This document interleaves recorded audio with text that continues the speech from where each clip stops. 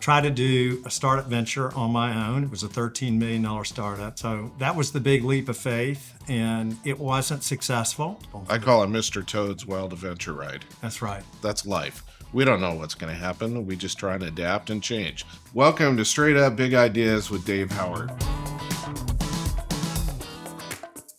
I'm very excited today to have John Nida with Sealy & Company join us. He's gracious enough to come here and spend a little bit of time with me. And John, I greatly appreciate it. Happy to be here. What I always like to do is just briefly talk about what you're doing and how you got here. But first, I want to just give our audience a little bit of a lowdown on Sealy Company and you. You're a Senior Regional Director of Investment Services at Sealy & Company. Fourth generation family business, almost 80 years in existence, which is quite impressive in itself. 5 offices, and you're a leader, or your company is a leader in commercial real estate investments and operations. Currently have $3 billion portfolio and spanning 33 million square feet with 28 markets in the United States. That's quite impressive. Yeah, so it's I'm very honored to work for an extraordinary company. Sealing Company is a company that I'm familiar with for almost 20 years, and very excited to lead their acquisition efforts across the Southeast. So yes, as you said, we're fourth generation and going strong. It's very difficult, as you know, to get to that point. And we're very excited. We're a company that's focused 100% on industrial. Our markets primarily are Midwest, Southwest, Southeast. We've got some focus in the Cleveland and Ohio areas. But a great company. I am honored to be part of it. Just an extraordinary team and a great family to work for. Well, one of the things that we do in our podcast is we have viewers all over the United States, and we like to get some feedback. They usually ask a few questions. And so Jim from Irvine has a question for you. Okay. If you were at the start of your career, what would you tell your younger self? Yeah. Thanks, Jim. That's a great question. What would I tell my younger self? I think I would just say that you need to remain adaptable. I think careers are very fluid and you have a lot of shifting. And I think it's very important to stay open to that. I certainly have in my career. It's been very unconventional getting into the real estate world, but being in the food industry, in the wine industry, the equestrian world, and now the real estate world, it keeps you curious. It keeps you focused on learning. And one thing I've also learned with all of that, I would tell my younger self, is that the core principles of any business are very similar. They all have unique skill sets, but I think the core principles are, in terms of business relationships, developing those and problem solving are very similar. Take chances and be flexible. I call it Mr. Toad's Wild Adventure Ride. That's right. You ever seen that ride at Disneyland where you get on and it goes all over the place? That's life. We don't know what's going to happen. We just try to adapt and change. So adaptable is probably a great way to start that off, right? Yeah, I fully agree. Sally from Chicago, what was your riskiest business decision you've made, and was it successful? Well, that's a good one. That's actually another great question. So my riskiest business decision or venture was a startup venture I attempted to do back in 2003. I had the great fortune coming out of college, spent 13 years in the food business, working for a company, a family-owned business, but a very large protein value-add manufacturer. So that's where I cut my teeth. And because they were very entrepreneurial, I had an opportunity to work in all major facets of the business. Tried to do a startup venture on my own. It was a $13 million startup, somewhat competing with a company that I'd worked for 13 years, and it wasn't successful. We spent 3 years trying to launch this business, and as the seed money began to wane, it led me into a consulting role with one of those investors in the Hamptons. You probably know that story. I've told you that story. Yes, But, yes. so while it wasn't successful, it led me to Christian Wolfer in the Hamptons. It was a very high net worth gentleman. So yeah, I would say that it was a risk worth taking. It didn't materialize the way that I had envisioned, but it led me to the next opportunity.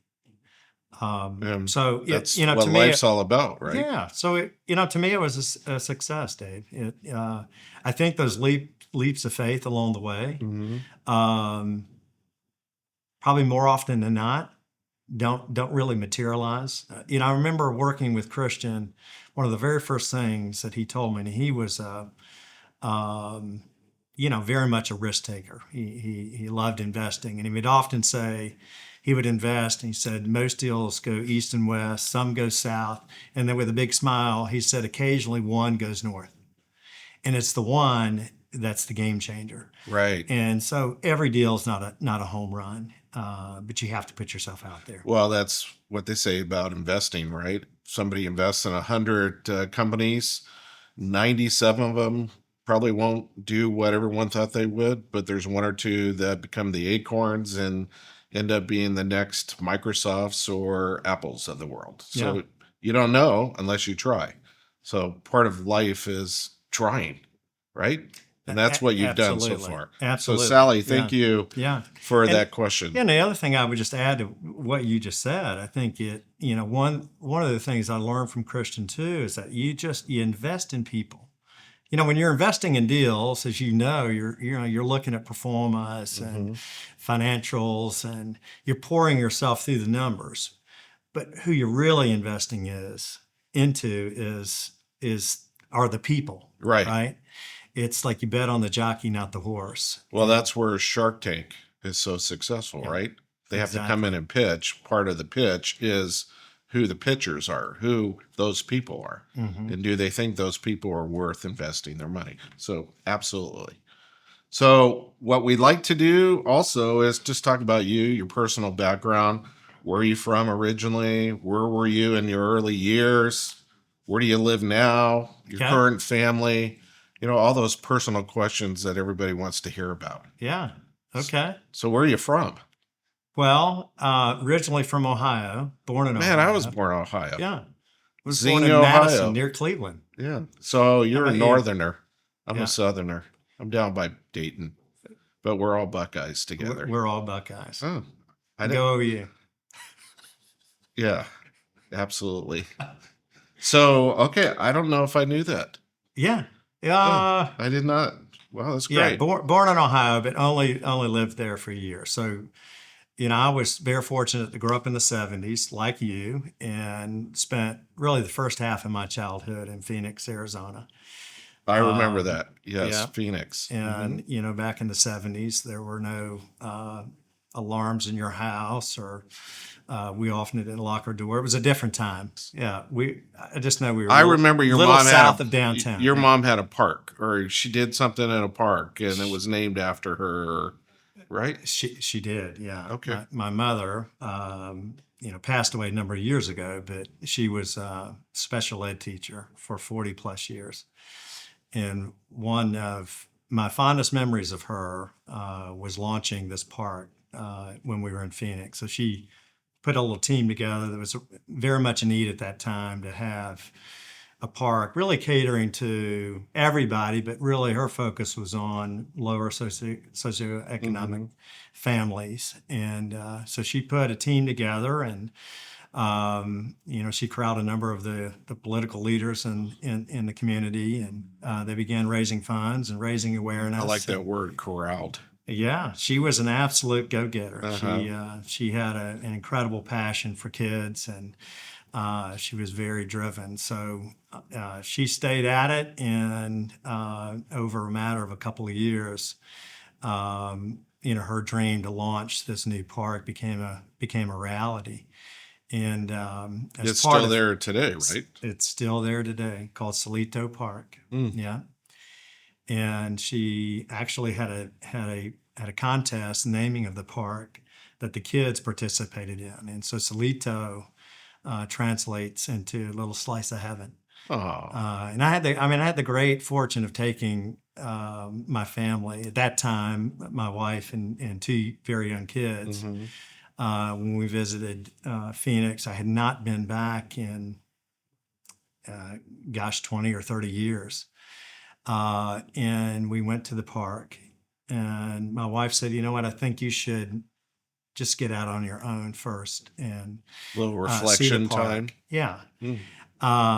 I did not remember, I remember the launching of the park, but it had grown significantly. And just, I think when I first saw it, just the sheer size of it was a little overwhelming to me. And it was a very emotional moment. The fact that I bet. she was the one that spearheaded it and ultimately saw it to its fruition. And then I began to walk through the park, and there would be families having lunch and laughing and sharing conversation, and then passing tennis courts with people playing. And it was everything that was about her, hmm and it was So her love. legacy carries on. And her legacy And carries what was on. your mom's Yeah. name? Arlene. Arlene. Yeah. She was an amazing woman and For sure. very foundational, not only to me personally, but how I operate professionally.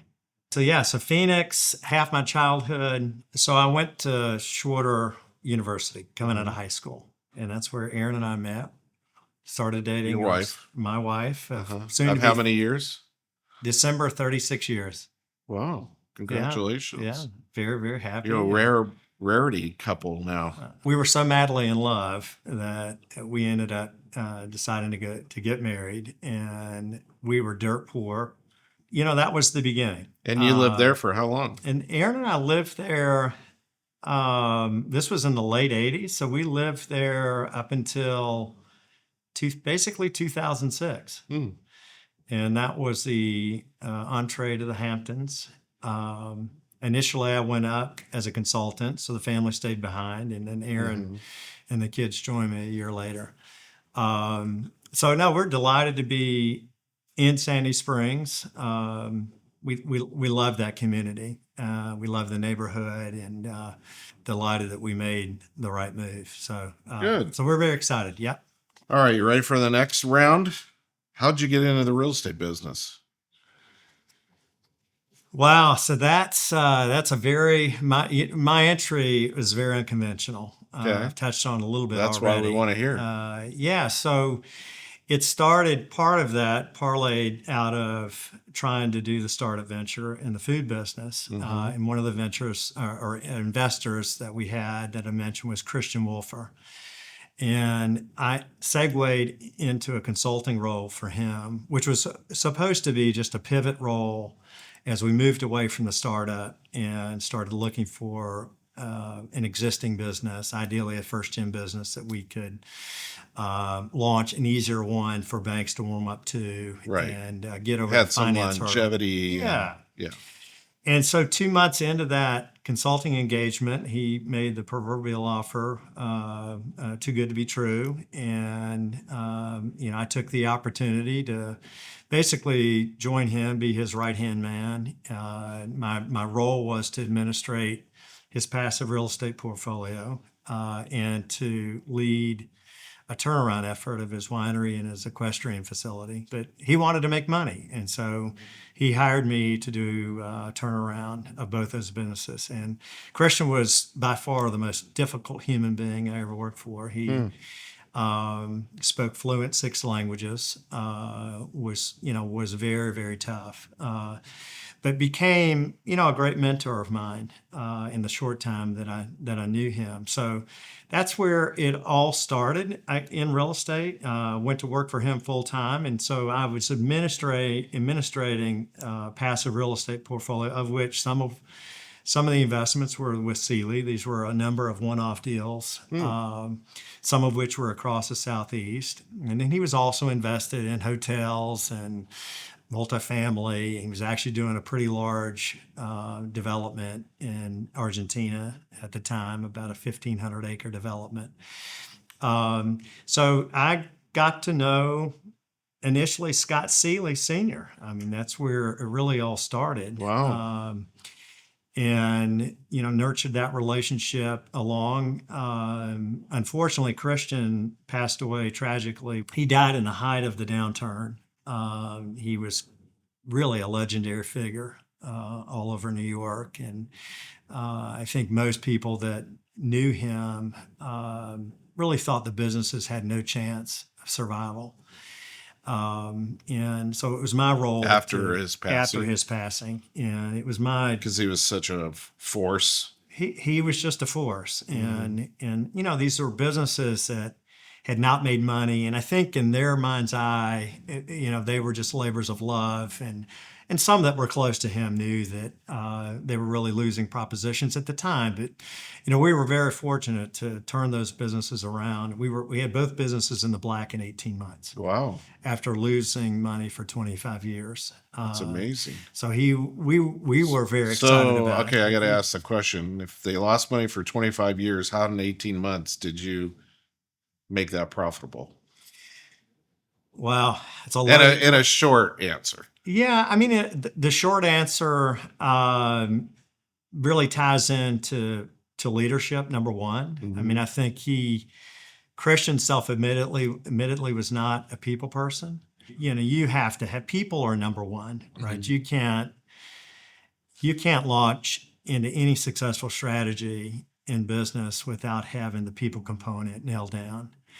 And you have to have the right players on the team at all times. Mm-hmm. And so that was mission number one for me, was to find out who really had potential, who were the people that were creating the problems, and begin to right the ship from that standpoint. So we filling did that, in the pieces of a jigsaw puzzle. Absolutely. Yeah. And we did that in pretty short order. Mm-hmm. And I'm sure, have done this throughout your career. Yes. You have to understand that everybody has to be rowing the boat the same way. That's right? Exactly right. And if the people that aren't, they're probably not the right people to continue rowing the boat with you. Yeah, and you have to be. You got to move forward. You have to be quick in making that decision. Right. I mean, I can think of a couple of times when I felt people were worthy of a second chance, but more often than not, you have to follow your instincts, Mm-hmm. right? And if you're have good business acumen and you really understand people, you have to be willing to rip off the Band-Aid. And so we did that in very short order, and we sort of cleaned house. We did a handful of new hires.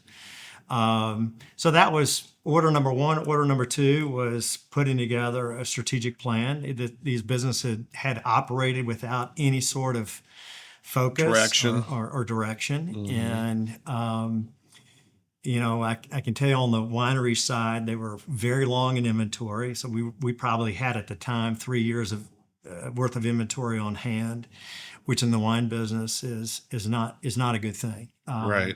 So we had to quickly build a strategy. And one of those strategies was to shift our production focus where it was very much driven inwardly to outwardly, meaning being much more sales driven. In the wine business, it's much harder to do that because it's, especially when you're producing red wine, which, probably 50% of our sales at that time were in red wine. And these were all oak aged. And so you're harvesting and then you're barreling for a couple of years, not bringing those to market. But we developed a strategy where we were very tuned in to what the market was telling us. Where those demands. This is still in business today? Still in business and absolutely thriving. So from that experience and journey that you unfortunately had to work through in a very tragic situation, but the positive is it seemed that it did turn around and you were able to help it. And with your leadership, you were able to move on from that. And the fact that you already knew Sealy and Company, uh, I didn't know that, and that's pretty interesting. So, how did that lead you to Sealy and Company? And I think, well, what I had heard, you had joined them in 2021. 2021, yeah. Yeah, how did that happen? But I met Scott Senior in 2006. So So you already yeah, had a just I relationship. had a relationship. As I mentioned, Christian had these passive investments with Sealy, which was my introduction to Scott Sealy Senior, and then at that point, some of their employees. And then Christian passed away, and I reached an agreement with the executors to stay on until the estate was settled. That took 4 years. Maintained that relationship with Scott and the Sealy team, and then just as we transitioned the winery and the equestrian facility to Christian's children, Matt Lauer from the Today Show reached out to me, and Matt was. Did you know him on a personal basis, or how did he I just knew his call wife. you up and say, "Hey, John, how's Yeah, it going? It's Matt Lauer." well, it's not exactly how it Oh, happened, okay. How? but I knew Annette Lauer. Annette was a client of ours Okay. at the stables. And I knew that they were under construction. They were building a small boutique hunter jumper facility in the Hamptons. Uh-huh. She knew that I was planning to leave Wolfer as we transitioned his children in, and had lunch with Annette, and that led to a meeting with Matt, and which led to him making a proposal to come on as his lead consultant and to launch his equestrian operation. So it was really a full service. We provided training, high level training staff, and grooming services. And, it's a rich man's Are you game, an Dave. equestrian? I'm not. Have you ever Yeah. rode horses? I did a little bit back in the day, but certainly not to this level. Huh. Interesting. But learned it through Christian and running his operation. So it was a joy to have that opportunity with Matt and Annette. And how long so did that last? So that lasted 3.5 years. So Matt brought me on to lead, basically develop the business plan, launch and execute the plan, really to get him launched and stabilized. That was and then the it was plan. time to move on. And then at that point I would come back. So Christian passed, and we stayed there as a family for another year. We made the decision to move our family back to Georgia.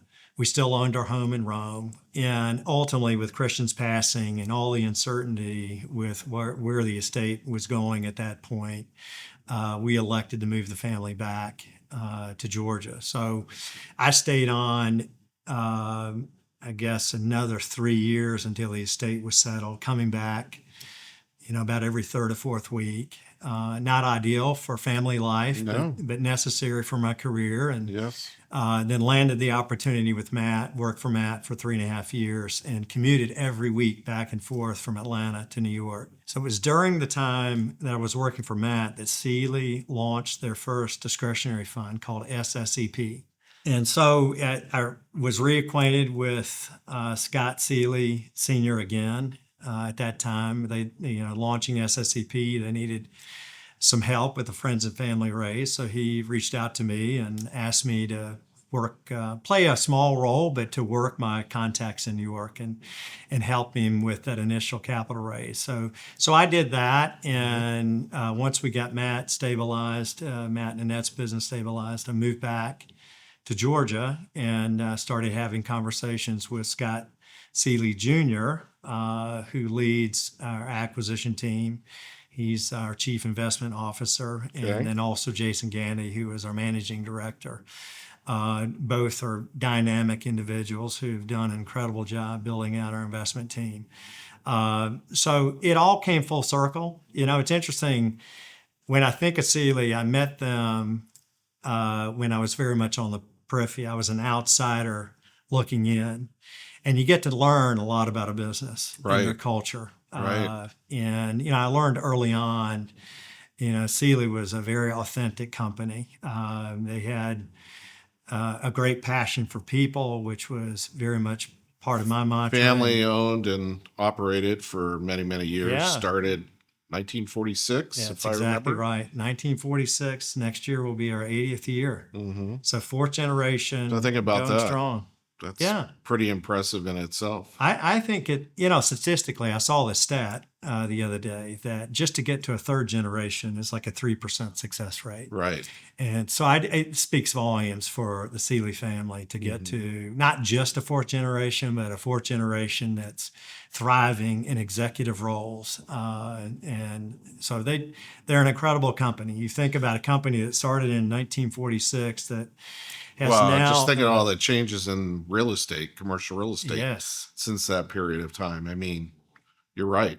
It's just incredible that they're still around as a family business 80 years later, and the great great grandchildren are now part of that. So that's certainly a tribute to how they run the firm and how they keep adapting and changing in this yes, day and age. Okay, this is important for companies like Lee and Associates. I know Sealy and Company works with a lot of brokerage firms throughout the Southeast, certainly for sure. We're not the only ones that you have a relationship with. But one of the questions from our junior agents came when they found out that I was going to be talking to you and you were going to be on our fine podcast here was, what do you value in brokerage firms like Lee and Associates? yeah, great question. Yeah, I would say the partnerships that I've developed, yeah, which are very, very key. Like we rely on brokers to help us in our sourcing efforts, to find these off-market or lightly marketed deals. Mm-hmm. Look, I mentioned to you early on about my mother and sort of the home that I grew up in, and just being deeply rooted into people and just being passionate about people. I mean, that's a driver for me. And so it's easy for me to make that transition into those relationships. And Lee and Associates makes it very easy for me. I'll put a plug in for Mike Sutter and Billy Snowden, who Mm-hmm. are dear friends of mine and have been very, very helpful.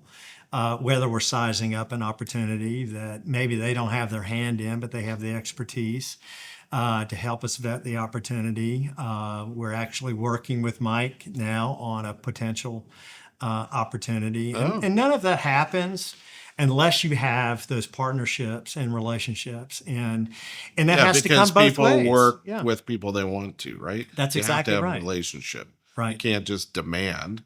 You have to develop trust. And that's where you're talking about your partnerships. That's where the trust is developed. You're exactly right, Dave. Mm-hmm. And it has to come both ways, and it has to come authentically. We don't reach out Love that and word, authentic. yeah, Be authentic. yeah. You have to develop the relationship Mm-hmm. before you have an ask. So those two that you Um, had mentioned, they're partners in our firm here in Atlanta, and they've been part of Lee and Associates for many years. What do you say to a younger agent in Lee that's just getting started or less than 5 years in the business? How do they get to approach you? How do they get a relationship or a partnership with you?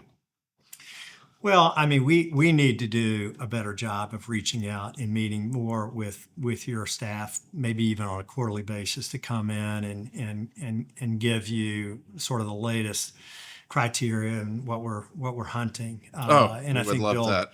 yeah, Ink it. yeah. Let's set a date next month. I'll be here. Okay. Uh, So developing yeah, a relationship with our younger brokers, because obviously we all have a certain lifespan in the business, and you don't have a company that goes 80 years by having relationships just with one segment, that carries over yeah, through the generations. And I think it's important for our young people.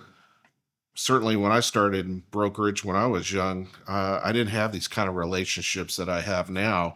And for me, it was always pressing the flesh, getting to know somebody, asking the questions. Could I take them to coffee?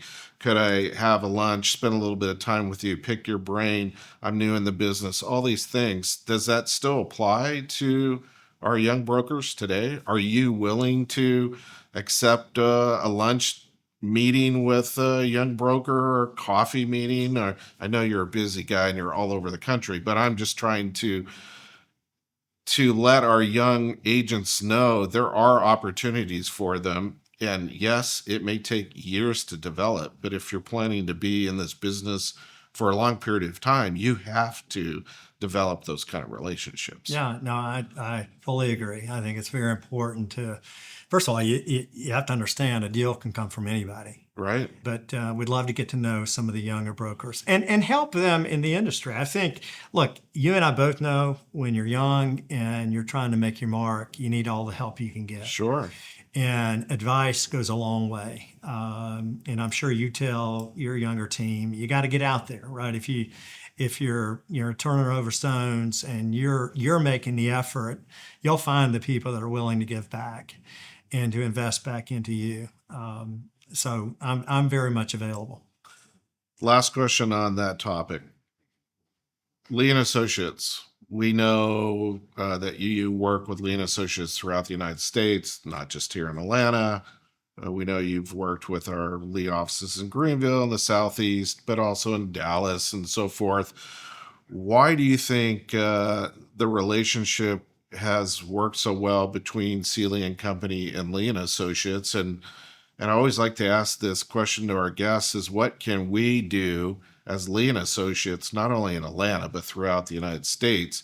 What can we do to help your job be easier? And what can we do as a firm to continue and build upon our work and our legacy that we have had over the years?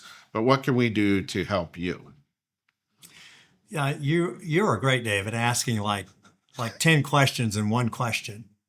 Well, that's the Seem like point. that to you guys? Well, I would say what's made Sealy and Lean Associates, that relationship strong, is that I think first off, it's cultural alignment. I think there's, Oh, that's an outstanding yeah, I think culture alignment. we're both companies that are very authentic. We're driven with high integrity and passion for what we do. I think that speaks volumes every time I talk to a lean associate broker. They speak from a position of passion and integrity, and they're very much experts in their field. I think that's been a great benefit The for old us. boots on the ground Yeah. analogy. And it's this entrepreneurial, I think Lean Associates, big company, but I think has this very much entrepreneurial mindset, just like Sealy, that we're fluid and we're We're adaptable. adaptable. We can make Uh, yeah. changes. And there's this willingness to always, push through moments of discomfort and, maintaining relationships are critical to us in our business. I mean, you don't get to 80 years by not thinking long term, and that long term and that longevity happens because you have these deep rooted relationships. So we find that to be paramount with Lean Associates and Sealy. So you guys have been very much a part of sort of our daily mantra at Sealy, Okay. and that helps us in our sourcing efforts. It's really a painless process. It's one thing to know what we're about and what we're trying to source, but to really understand, the cultural differences and why we do what we do every day. So that to me, it makes it a little bit easier process. I would say with Lean Associates, I don't have a knock on anything. I think you guys do an incredible job. We rely on you very much for your opinion as we source and underwrite deals. I would say the thing that you and all of us and your competitors and our competitors can do a Mhm. better job in this new era of AI and technology. We're seeing massive advancements. in that area is just the speed, the inefficiency of data points out to the market. All these things that are happening at a rapid speed, we just got to stay abreast of it Right. and not lose what we have, Right. the human connection. And that's the very important component for me is we can't lose our human touch. Yeah, and in the real estate world, it is about the story. Yes. And it's where you got to be able to tell the right story. You can't make an investment decision without really understanding the whole story. You can't advise tenants that are in the market to lease new buildings Without a reason. But Yeah. it's the speed at which you can put the story together. I think that will be paramount in the years ahead. Well, and that's what we're hoping with AI is that we have reams and oodles and thousands of bits and terabits of data and Excel spreadsheets. But we've got to learn how to take all that information, process it into a logical format that we can present to you, that you can actually read and decipher and go, oh, okay, that makes sense. Exactly. I totally get it. That's where we're focused. That's kind of what we're shooting for. And so if we can continue to do that, I think we're going to be a relevant force in the commercial real estate arena and hopefully continue to do more business with you for the next 80 years. Yeah, listen, we're excited. We love your team. Thank you. One of the things that all our guests get the enlightenment of doing is the 5 napkin questions series. Are you ready for this? I'm beyond excited. First question, ready? What is your favorite food and why? Wow. Okay, great question. I would say spaghetti and meatballs. Really? Yeah, so my grandmother, I was the youngest of 20 grandchildren. I think I might have shared this story with you. She was born in Italy. Uh-huh. She lived with us much of my childhood. And, some of my fondest memories growing up was being with her in the kitchen.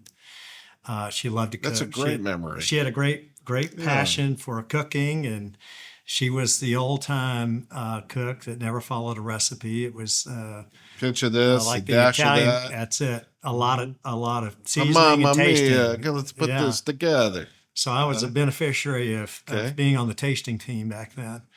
And you miss that So now, huh? I listen. Any Italian cuisine I love, but certainly it came from her. Well, I was just in Venice, Italy, and my gosh, the food is incredible. So I'm right there with you. Good. Not the healthiest for you, but what the heck? Who cares? At our age, who cares? Yeah, I don't. You ready? I'm ready. What do you do for fun? Because we've talked all about business and this and that, and what do you actually like to do when you leave here? What are you going to do? I would say outside of spending time with my lovely family, I think I mentioned I have 2 kids in their 20s, and they get harder and harder to pin down, right? Because they both have very active lives. And my son works for a private equity firm right down the road, and my daughter is a rising second-year law student at UGA. Nice. So anytime I can pin them down and have the family moment, that's great. But hobby-wise, I love to fly fish. I knew that. Yeah, I have a great passion. Because it's your quiet time and you're just one with nature, or is it coddling the fish after you catch them, or is it actually eating them? I was going to say all of the above until you said coddling the fish. Yes, it is very much about being on the water alone. You made me snort. It's the first time I snorted on this. Yeah. I was going with you till you said that. Nobody's ever said it to me, Dave. Coddling. It's a little weird, actually. That was a little bit weird. But to me, I make myself get laugh control of sometimes. yourself, Okay. you beast. Fly fishing. Yeah. Okay. I'm just gonna go fly It's fish. my respite, right? I mean, have you been fly fishing? I have. I love have? it. Okay. Yes. Well, then we have to go It's together. one with nature. I feel very at ease. Yes. Very much. Yeah. It's Until a I great slip on the de-stressor. rocks and fall in on my butt and Yeah. get all wet and cold Well, and miserable, and then I'm done. I want to get back I to think I'm a little cargo. more athletic than you, so I don't No have way. those. I don't fall in I'm the one of the water. most Rarely. athletic guys you Yeah. have ever met. Yeah. All right. We're gonna go. We're gonna test the Okay. waters. All right. I'm guessing you're gonna fall in the very Probably first time. will. But no, we should do it, and Okay. I love to fly fish. So it's yeah, it's very much a de-stressor for me. What is something about you that no one would believe? Ooh. Wow, Uh-huh. that no one would believe. Tell me. That's a good one. I don't like. Do you stand on your head Why till do you you're not share these beforehand? Do you stand on your head till your ears are turning red? Do you do acrobatics? Are you Now I'm trying to think of good. What would be a good one? Like what is I've something lost about words. you that no one would believe? No one would believe that I could juggle. You can juggle? I can juggle. How many? 3. Really? I don't want that to be my answer. I don't know anybody that can juggle. Yeah, I could show you right now. You can juggle? No, I'm not going to do it.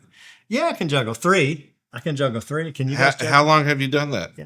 Your entire life? Oh, listen, like on and off for a few years, handful of years. So Don't use you're that the one, though. juggler. Um, So that's your new that nickname, no the one juggler. would believe.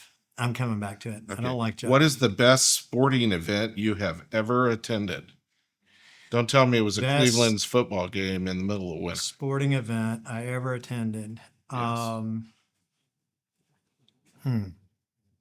That many? That's no, not really that many. I would say the most meaningful one was the one that I shared with you, and that was the exhibition game with Cleveland Browns. I think they were playing. I can't remember if they're playing the Chicago Bears or some Midwest Did it team. have a bear on its But jersey? yeah, I don't remember. I just remember just being in awe of the players. I mentioned yes. to you that You were I on the had- field. I had the opportunity because it was an How many people exhibition actually game. get a chance to do that? Yeah, so I got the opportunity to go down on not just on the field, but to stay on the field during the practice training or practice routine, Huh. and was introduced to some of those players. And you know, when you're a 9-year-old kid, you're Yeah, standing that's against exciting. a guy that's 6'6" and in full pads, it was a very memorable moment for me. So that was a standout. Great game, but also meaningful because I was very much into football, even at a very young age. How many countries have you been to, and what is your favorite and why? How many countries have I been to? I've been to 4. And can you name those 4? So in my travels, I've had a great fortune to travel overseas with my family. So we've been to Argentina, we've been to Spain. And I've never been to Argentina. That's one place I do want to It go. was remarkable. I bet. I've heard. My son goes there a lot, and I would like to go with him. My first trip was solo. The Christian had 3 different investments in Argentina at the time. One was the 1,500-acre development in Argentina. So went over there for business, and then had the opportunity to go back for a business/personal trip. And so Aaron joined me the second time. We fell in love with Buenos Aires. I bet. It was It's a European city, basically, yeah, right? very much. It was a melting pot, just like America back in that transition. Moving into the 1900s. And so while it was a massive city, I don't think Argentina is like 10 or 12 million people, if not more. We absolutely loved it. We've enjoyed traveling to these different countries. So you've been to more than 4? Been more than 4. Oh, yes. okay. So you're just BSing me. Well, you stumped me with your question. So is it 20? Yeah. 30? It's not 20. 10? Yeah. 5? What was the latter part of that question? 4? I don't even remember. There was an end to the Oh, question. what is your favorite and why? Oh, my favorite. Yeah. So my favorite was visiting our daughter in Spain. Mm. So we, Where our in Spain? daughter, we were in Valencia, Oh. Spain. We started, Very she pretty lived, city. she at the time lived in Valencia, Spain. and she was doing a gap year post undergrad UGA, and she was an assistant English teacher for a year in one of the rural communities outside of Valencia. So we seized on that opportunity. She wanted us to come and visit, and so we made it a family trip and started in Barcelona and spent some time in Valencia and went to the school that she was teaching at the time, and they were lovely and hosted a wonderful lunch for us. Oh, that's awesome. And then we finished the trip off in Portugal. So we had a great time. We loved the culture and loved the people, and we jokingly say that's where we're going to retire at some Portugal point. or Spain? Spain, Spain. yeah, You eat well there too. very much so. Mm-hmm. We love the food. We're all too. about the food. Yeah, Yes. yeah. All right.